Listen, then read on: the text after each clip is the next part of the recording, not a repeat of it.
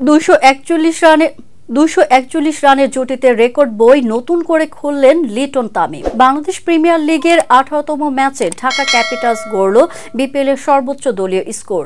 সিলেট আন্তর্জাতিক ক্রিকেট স্টেডিয়ামে দুর্বার রাজশাহীকে তারা চ্যালেঞ্জ জানালো 254 রানের বিশাল লক্ষ্য, যা বিপিএল এর ইতিহাসে সর্বোচ্চ।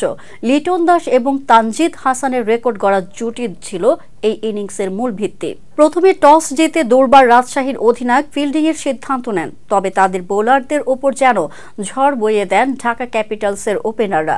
তানজিদ হাসান মাত্র 64 বলে 108 রানের অসাধারণ ইনিংস খেলেন। তার ইনিংসে ছিল 6টি 4 এবং 8টি ছক্কা।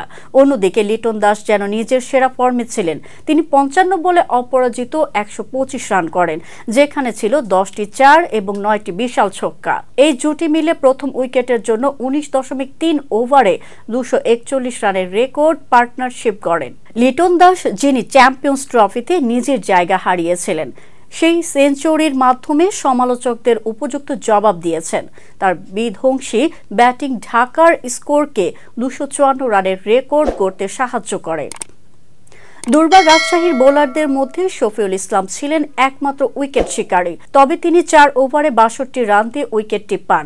সোহাগ গাজী এবং সানজামুল ইসলামও ছিলেন বেশ খরচে।